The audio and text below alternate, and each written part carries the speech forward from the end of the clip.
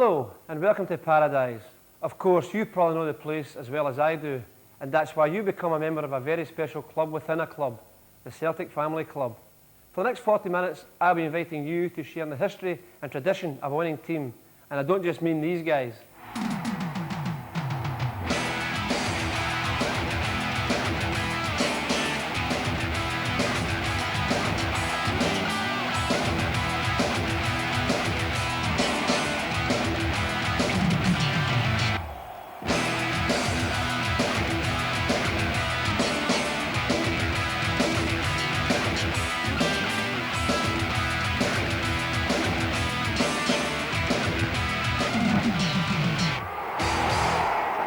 See, we're all a team here.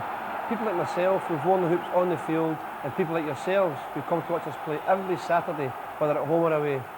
You're as much a part of the team as the men who kick the ball, and now your team has put the ball at your feet with this, the Celtic Family Card. We'll be showing you how you can use it to score great discounts for yourself and your family a wee bit later. It's all part of Celtic's commitment to the best supporters in the world, the Celtic family. And here's where the family keeps the silverware. Not a bad recollection, is it? This is Celtic's treasury, and every one of these is a milestone in the long history of the club. Like the song says, if you know their history. Well, just take a look at this. Founded in 1888 by Brother Walfrid to feed the poor of Glasgow's East End, it wasn't long before Celtic's ground became known throughout the sporting world as Paradise. Indeed, the club was blessed with many exciting and talented players, like the mighty Jimmy Quinn and the darting Patsy Gallagher. And the trams were packed to bursting as the great family of Celtic supporters went on outings to see their heroes on the field, men such as John Thompson, a courageous keeper, the tragic victim of a goalmouth accident. Jimmy McGrory, on record the most prolific goalscorer of them all.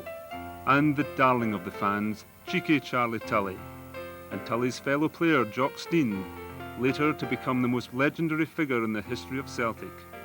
The big man's achievements in the 1960s and 70s made them one of the most revered clubs in the world, creating a style of play which totally dominated the Scottish game and transformed European football with their triumph in the 1967 European Cup final, which made Celtic the first ever non-Latin winners of the coveted trophy. This team provided the role models for younger stars who were to make their own mark on the world's soccer stage, and who took Celtic Football Club to an incredible 9 league championship titles in succession. This winning tradition continued beyond Stein's era and into Celtic's centenary year, when Roy Aitken lifted the Scottish Cup to complete an historic league and cup double. Old habits are hard to break, and Celtic has made winning a habit throughout its long and distinguished history. Impressive, isn't it? And here we are where our history was made. Our attacking style of play has been a crowd pleaser down through the years, from Cairn to Craney, from Murdoch to Miller. And speaking of attacking style, here's somebody who agrees that Celtic are knockout. Matty Dolly and my father took me to our first game. I think it was Celtic and Motherwell, not too sure, but I think that was the game. She bought me a little Jimmy Johnston blow-up doll, you know, so like, I remember him. But really I think then I only came to the game for the macaroon bars and the cans of Coke, because I couldn't tell you who was on the part, not like Jimmy Johnston, apart from Jimmy, like. But really I think when I got into my teenage, then I could remember a lot of players such as Andy Lynch and Tommy Carlick and, you know, Peter Latchford and so forth onwards. You know, Ken Dalglish came into the game then in the 70s. I can remember back, I can relate back to that and think about some of the games, you know, to the great players we've got now, the McStays and the Burnses and whatnot, you know, I can go back to them. But now, really, I never miss a game, a Celtic game, that now I've got a lot more time to go and see them. Your favourite games were the Rangers games, Patty? Even when I was in London living for 4 years, I would always fly up and go to the Celtic and Rangers games, Mr Grant, and make sure I had a ticket for that. So I wouldn't miss a Celtic and Rangers game, you know, and especially when we beat them.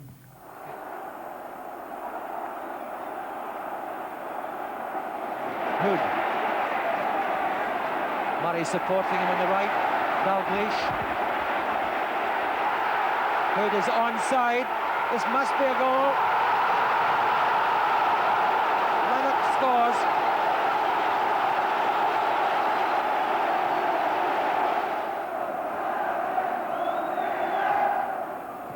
Well, Kennedy isn't having a heavy night kicking the ball out. That's a beautiful ball by Douglas. Now, what can Aiken make of this? Craig looking for the shot. He gets it. It's a beautiful goal by Craig. Rangers nothing, Celtic 1.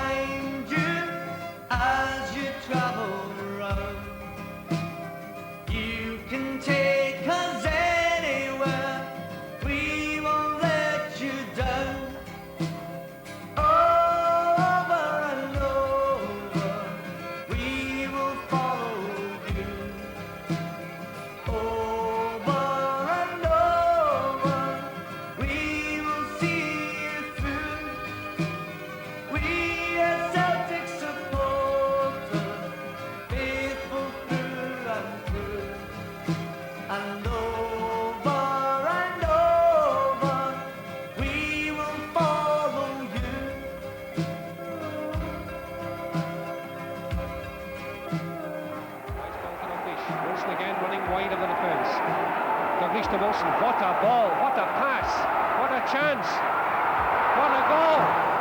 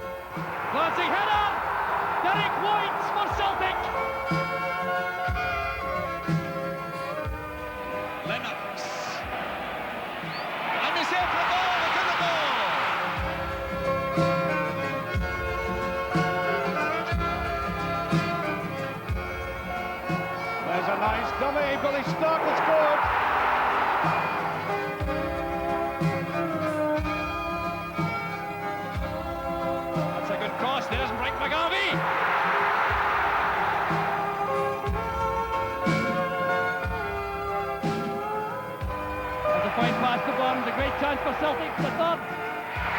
Brilliantly finished.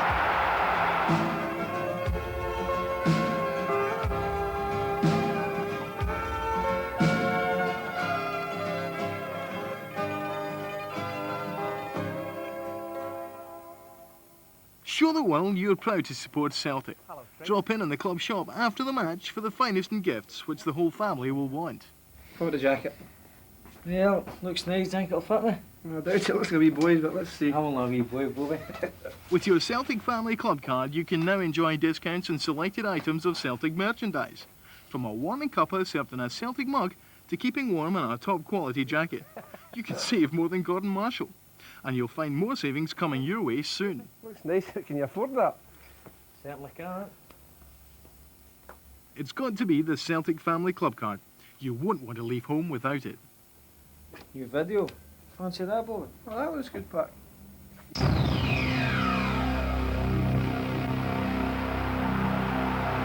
The Celtic Collection will show you behind the scenes at Celtic Park. Here's a unique insight into the dressing room just minutes before kick-off. Liam Brady, Mick Martin and Tommy Craig have last-minute preparations, with Liam and Tommy laying out exactly how the team will line up against the English FA Cup holders. A crowd of almost 24,000 was there in the Sunday sunshine at Celtic Park for Liam Brady's first home game and the side's first test at Celtic Park just on the eve of the new season. And it was a big afternoon for one young player, Brian O'Neill, in the side and making his mark. A goal for Celtic, John Collins there taking advantage of the excellent lead-up work, and the Celtic fans delighted with the first glimpse of the new side.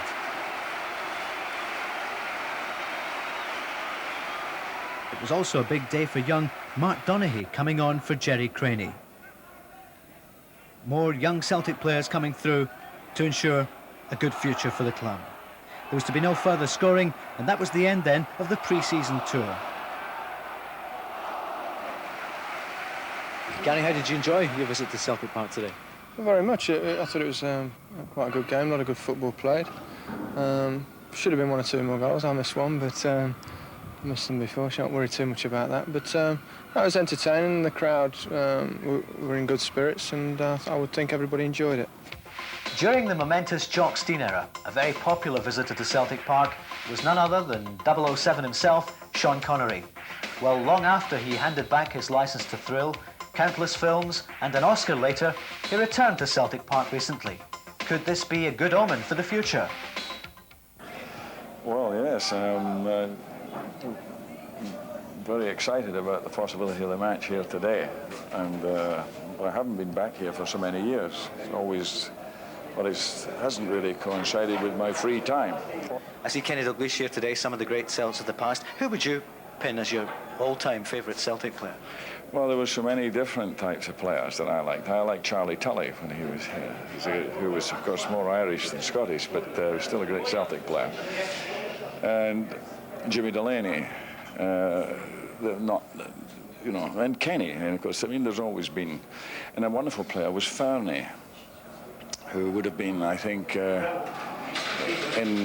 running around in Italy by now, I should think, had he been. I don't know what they're all doing, these guys now. I saw Dennis Law the other day on the television. He's still thrashing around, looks exactly the same.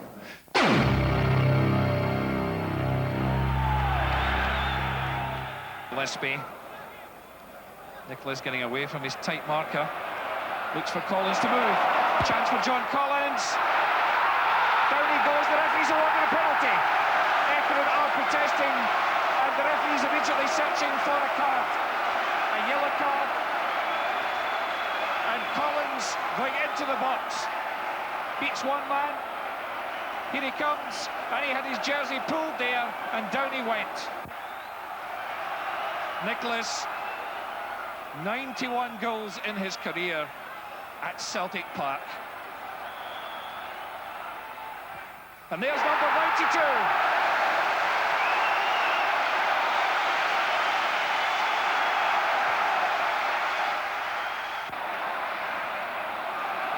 Fulton. Space for the shot, deflected. Oh, there it is! Nicholas gets his second, and Celtic's second.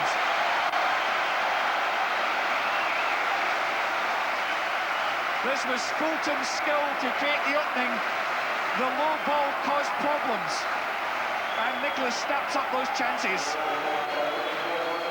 Celtic, in the green and white hoops, started in Belgium from a position of strength. They arrived at Akeren's tight little ground in the suburbs of Antwerp with a 2-0 advantage from the first leg. And after only 10 minutes, Frank Galloway had padded the cushion. Galloway missed the first leg through suspension. But once Tommy Coyne gave him the nod, he didn't miss here. I reckon with hard work from everybody, from the very top to the very bottom, and the uniqueness of Celtic Football Club, we can be successful and quickly. Early November saw the signing of defender Tony Mowbray from Middlesbrough. Liam Brady had been looking for someone to replace the popular defender Paul Elliott. This was another part of the jigsaw Liam Brady was trying hard to complete. It's been difficult simply because the quality hasn't been available now. It's only just recently I got some encouragement from Middlesbrough, and he was on our list of candidates at the beginning of the season, and I'm well pleased that we've got him now, even though it's taken till November. I think he's the kind of player that's going to be very useful. He does his own job very well, and I think you'll find that he helps other people around him do theirs better. The first silverware of the season came in January in the shape of the Tennant Sixes. There was a huge Celtic support at the SECC in Glasgow, particularly for the final against St Johnstone. For this, the 9th final. Chris Morris to Cascarino. 1-0 to Celtic. Tony Cascarino gets his 3rd goal of the tournament. It was laid on by Morris. And they've got one back. Roddy Grant makes it 1 goal apiece. Collins will try the shot. A magnificent strike by John Collins. So John Collins gets his 7th goal of the tournament. A terrific strike there with the left foot. Goes down by Collins. Play by John Collins. Now it's Cascarino. He's got Craney there. Jerry Craney!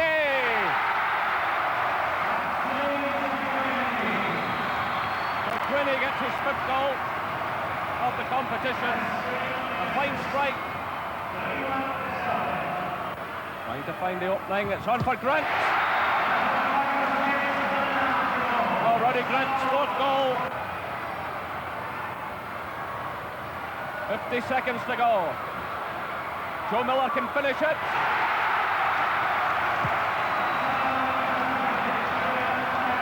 Joe Miller gets his 10th goal of the tournament. A lovely little dummy there, wrong-footing the goalkeeper. So John Collins, the Celtic skipper for this tournament, coming forward to receive the Tennant Sixes trophy from Mr. John Hamilton, the trade marketing director of Tennant. So delight on the face of John Collins. Jerry Craney there. Well, I've always been happy really with the way they've been playing. I think if you look at the league table, you see that our goals against record is not the best, and it's not. It's really stopped us from being in a more challenging position. So we seem to have sorted that out. And if we can keep it going along the lines we're certainly making progress. And yes, we are much more consistent, and results have been good.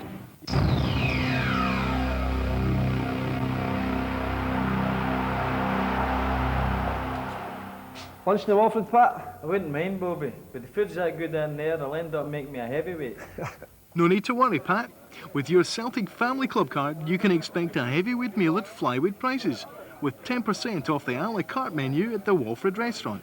And you'll be in good company too. Food is very good, very friendly staff, and good company. What more could one ask for? How about this? Is this nice? Lovely. Hospitality, good food, good wine, good friends. With 25% off the cost of hiring a private lounge for all your special entertaining needs, we can hand you success on a plate, courtesy of the Celtic Family Club.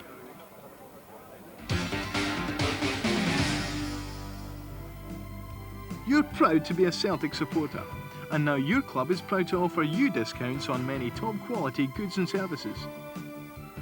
What sort of discounts? Well, 10% off symphony bathrooms and designer kitchens should be music to your ears. But if you'd rather do it yourself, then you can get 10% off the juice and lard. you can make sweet savings on furniture, and there are out-of-this-world discounts on satellite installations. And if it's all too much for you, then start from scratch with £500 off a new home from Wimpy. Drive a hard bargain with huge discounts on the Ryder range of vans and trucks for hire. Good for all your business needs. Smiley's can give you miles better deals on tyres and exhausts, and you'll find a wide selection of new and used cars and services to keep you in the fast lane. Trim 15% off the cost of looking good at Taylor Ferguson salons. Clean up on toiletries at the Sinclair Pharmacy, and make a healthy saving on your family's health insurance policy with PPP. We've even got your music needs taped, with discounts from Virgin Megastores. And if you want to update your hi-fi or video system, why not stroll along to Clydesdale? You can give yourself and your family a break with substantial savings on holiday packages from Aer Lingus and visit the ancient city of Dublin. It's pure genius, and it's at a discount. Broaden your horizons with retail travel from the Thomas Cook Group. Fly to your holiday paradise home away from home. Any destination, any operator. More for your globe-trotting pound with the Celtic Family Club card and retail travel from Thomas Cook. Now the whole world's at your feet. There are many more bargains to be found in the Celtic catalogue, from binoculars to bicycles. It's got to be the Celtic Family Club card. You won't want to leave home without it. I always found the dressing room was good fun. I mean, even before big games, European Cup ties or Scottish Cup ties, there was always somebody like Big Tam or wee Bertie, always had a good laugh, a bit of a joke, and it took the pressure right off you. You must find it really lonely, Pat, in the dressing room yourself. The boxing dressing room's a very lonely place, Bobby. I don't want any jokes in my dressing room. I'm too busy concentrating on the opponent and just thinking about him all the time. Sometimes I'll listen to a little bit of music, a little bit of U2, just to relieve the tension. If only dressing rooms could talk, Pat, there'd be a lot of interesting tales told.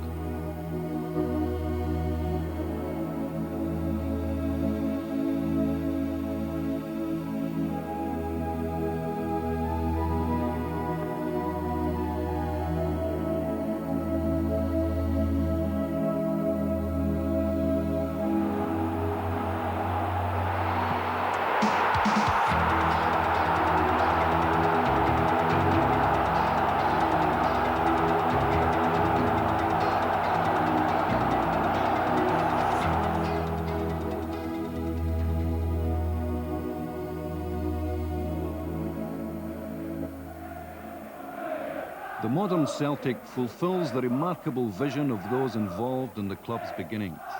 The influence of men like James Kelly, a great player with the first team, haunts the club still. He and Tom Maley live on in the traditions they helped to create. The man perhaps most lovingly remembered of all was a miner from Cardenden in Fife, John Thompson. He was a goalkeeper who was utterly fearless, at a time when goalkeepers had a lot more to fear than they do today. He was sporting and graceful and gracious. Those who saw him knew what they were seeing. He seemed to have every aspect that a goalkeeper should have. He had agility, he had anticipation, he had almost everything you could think of. I mean, he could anticipate where a man was going to put the ball. All this and everything.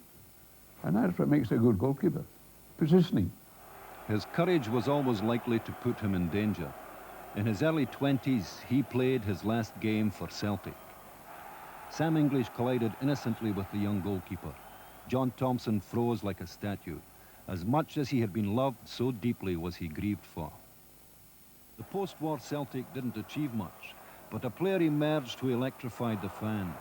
His name became a reason to watch Celtic wherever they were playing. As Tully scores the winning goal. Charlie was my hero because he sat on the ball. He was the first ever who sat on the football waiting for the opposition. And playing Falkirk, he did 2 in-swingers, the curved ball, which 2 World Cups ago, it was the big breakthrough, the curved ball. Charlie was doing it in the 50s. From a corner kick, boof, into the net, disallowed, take it again, whack, goal. In 1953, Celtic continued their habit of winning one-off competitions. Having beaten Arsenal and Manchester United, they went on to victory in the final of the Coronation Cup against Hibernian by 2-0. Mochan and Walsh were the scorers. Playing as captain that day was a man Celtic had brought back to Scotland from Llanelli.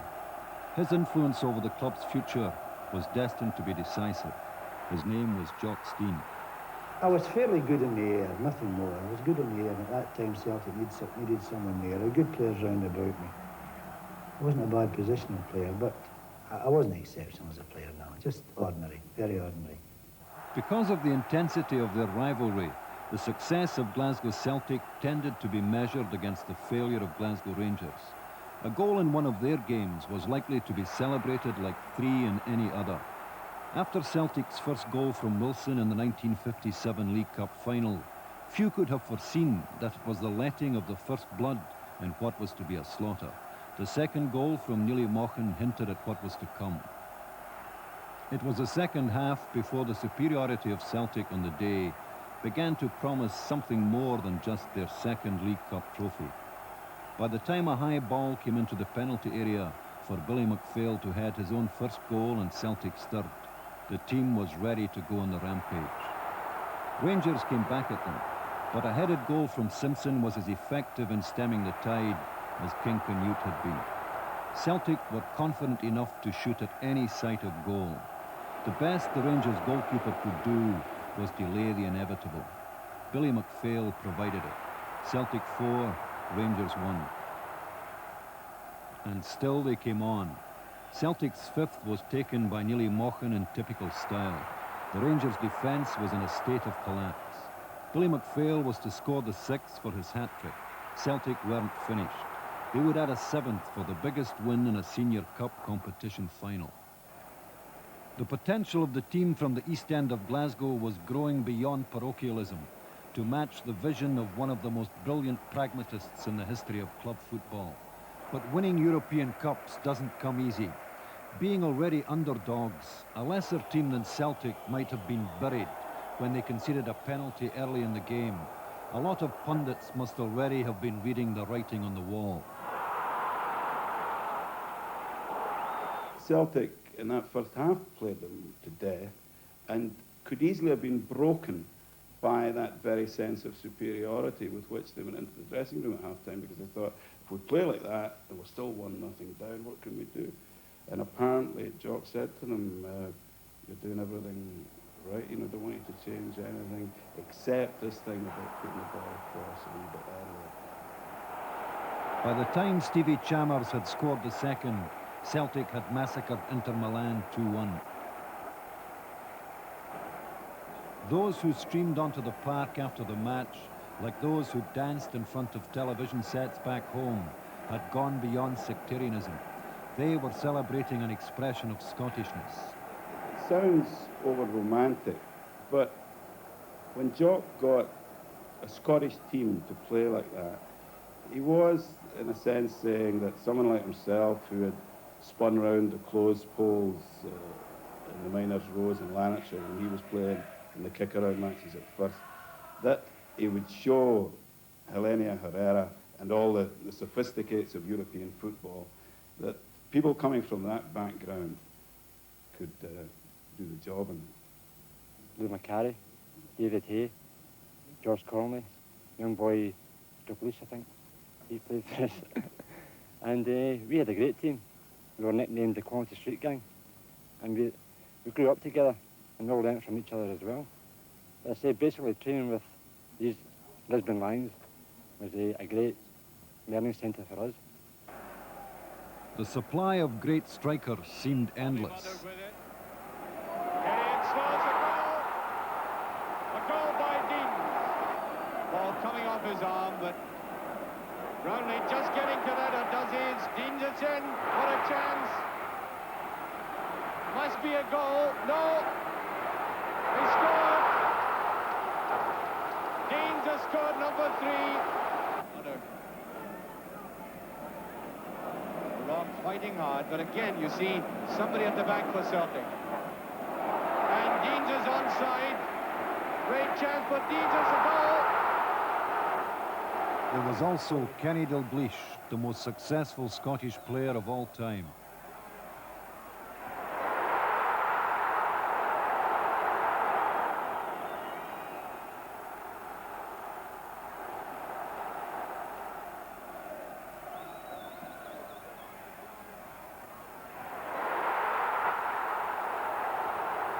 But the Lisbon Lions remain the team that has represented most dramatically the Celtic tradition, the heart of which is pride.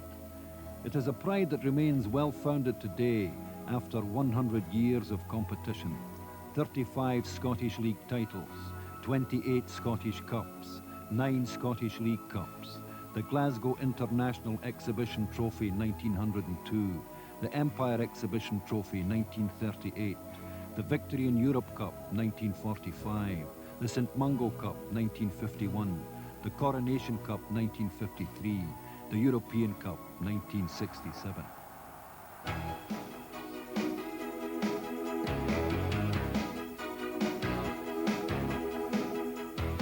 Whatever you feel about its past or think about its future, Celtic is part of the fabric of Scottish life, woven from the contributions of many people. It looks likely to remain so. The story so far, the story continues.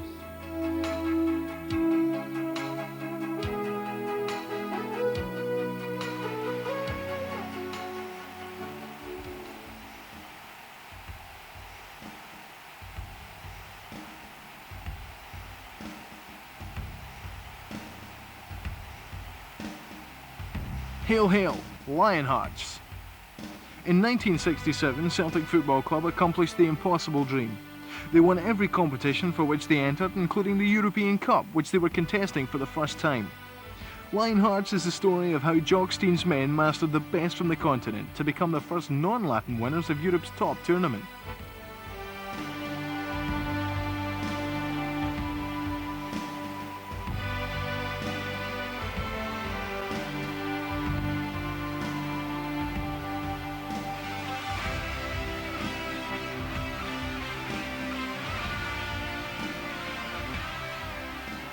Nebot and Jabrada. Scrunch. Nebot. And that was a save, I think. Simpson touched it. A great save by Simpson. There's Ronnie Simpson. Lionhearts contains unique and previously unseen footage from every round of Celtic's great European adventure, as well as classic Celtic victories against Manchester United and Real Madrid. I would say the most wonderful part of actually winning the European Cup in '67 was the thrill and the enjoyment it gave to Celtic supporters. Because I've learned in my short spell at the club that it means so much to them, this club. It's steeped in history and steeped in tradition, and it hasn't been easy for Celtic supporters since 1888 when the club was first founded. And for a club like this to go on and give that kind of enjoyment to their supporters, I think was the most marvellous thing that could have ever happened to Celtic Football Club. Lionhearts, an unforgettable tribute to one of the greatest teams of all time. A must for every Celtic fan. Really taking on Smith. Slip there, a moment for Celtic. Possession remains with Celtic. Here's Craney again. Snell is committed, he's in trouble this time, surely. Collins of Celtic. It's the moment when every true fan's heart beats faster, and Celtic have never been slow in finding the back of the net. 101 goals brings it all together. 101 of Celtic's finest, scored by Celtic's finest. It's pure footballing wizardry, from some of the game's best magicians. An hour of great soccer entertainment you'll never tire of watching, again and again and again.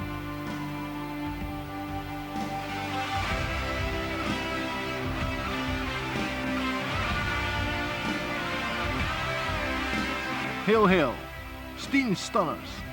A great team needs a great manager, and Celtic's history was blessed by one of the greatest. Jock Stein was dedicated to making his team into one of the most powerful footballing forces in Europe, and he succeeded beyond the wildest dreams of those who followed the club. Stein Stunners gives you a unique insight into the big man, and brings you fantastic highlights of the finest victories of the teams he created. Stein Stunners, no true Celtic fan should be without it. And if you'd like to put yourself in the picture and find out more about your club, then tune into the Celtic View. And now it's also the place to find out where you can score more discounts on your Celtic Family Club card. No true Celt can do without it. So there you have it. You're one of the family now, and now you're ready to follow your club into the future with the best deal ever offered to any team supporters. We know you'll support us ever more, and with the Celtic Family Club card, now we're doing our bit to support you with all the savings you'll be making. Like I said before, we put the ball at your feet, and now it's up to you. Ready, Pat?